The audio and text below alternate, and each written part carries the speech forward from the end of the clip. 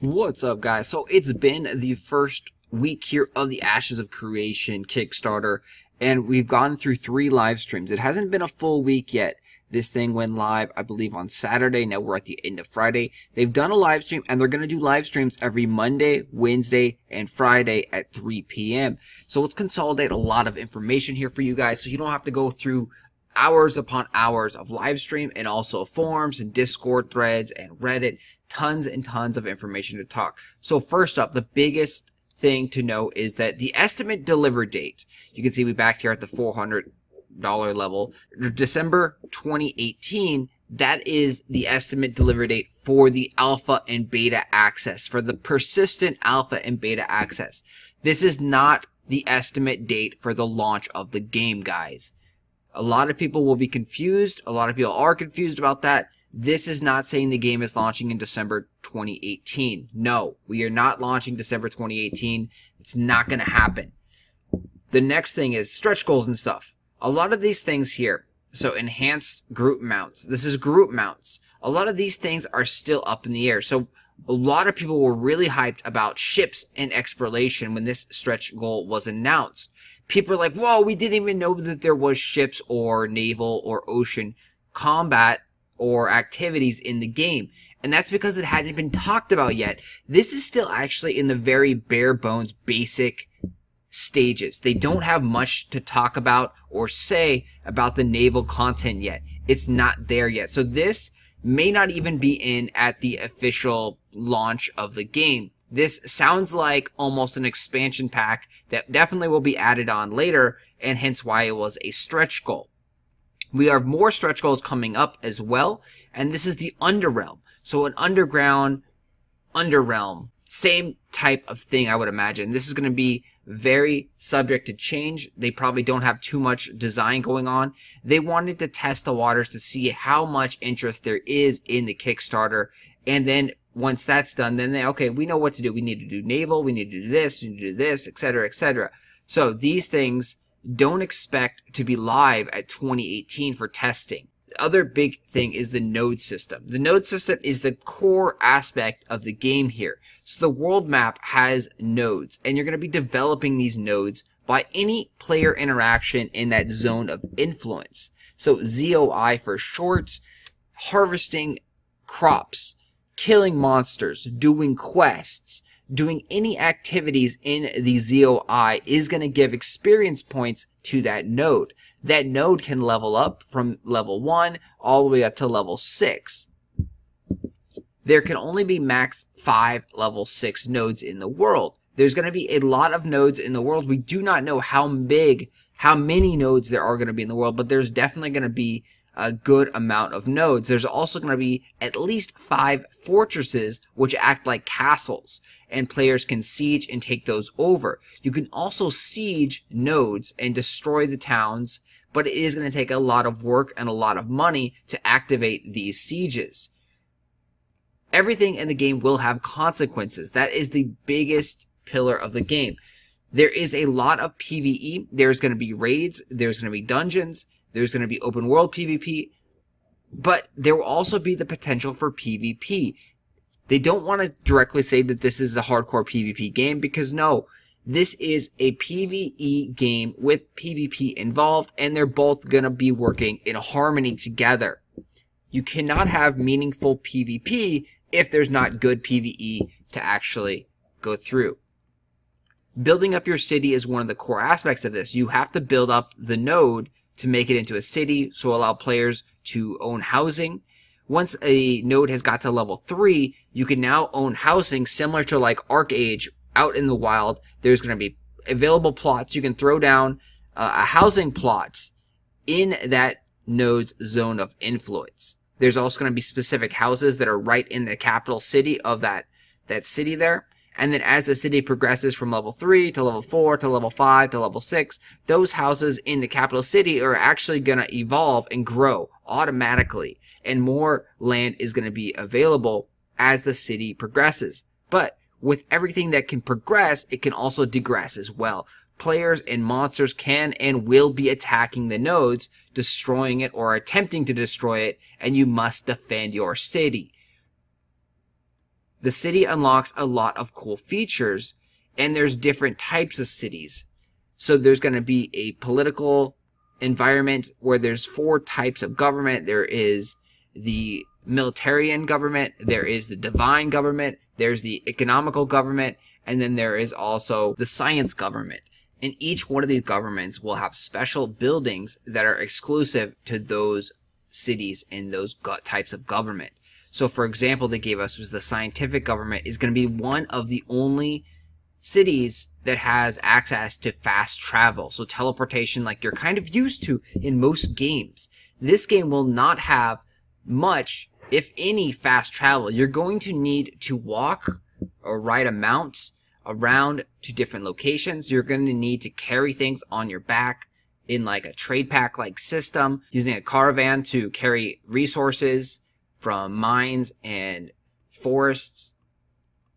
Those types of things require walking, interacting with the world, and then it also brings meaningful PvP to the world, because if you're trying to transfer goods from one city to another to essentially trade and barter with the other city to make gold or make whatever the currency is, they haven't discussed yet exactly what the basic currency will be, you can and will potentially be killed out in the open world.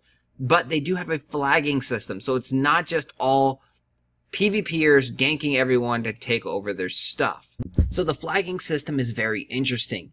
Everyone starts out as a white named player, for example, and then if you initiate a combat with someone, you turn yourself purple.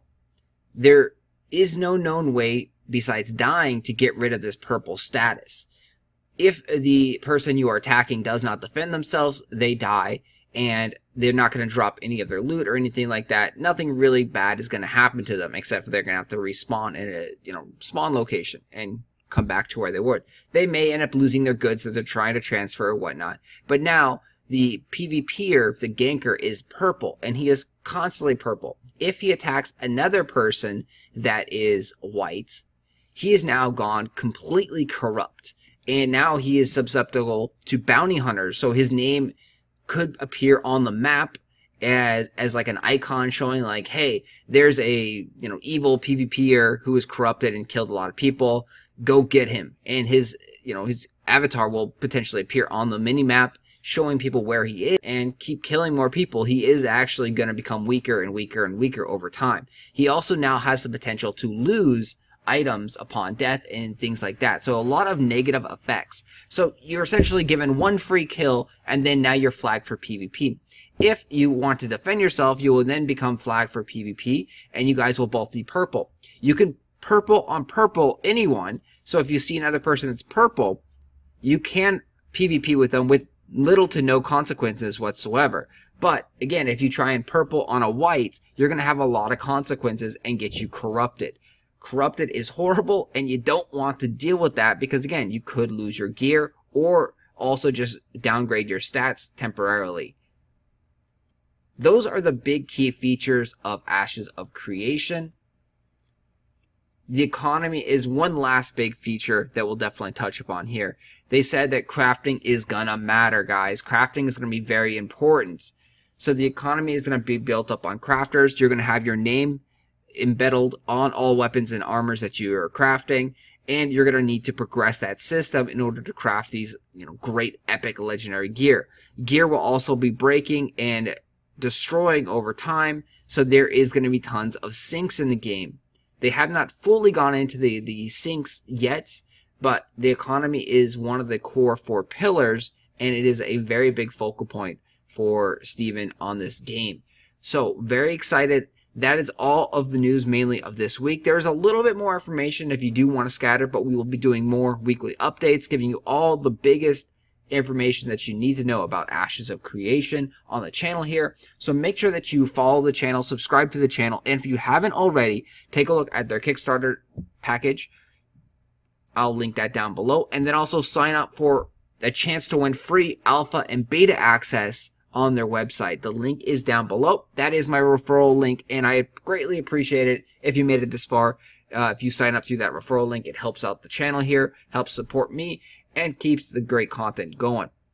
we are potentially going to be pledging the $2,500 package, which will be able to give us some live Q&A sessions with the devs, also a tour of the studio and things like that. So some special features.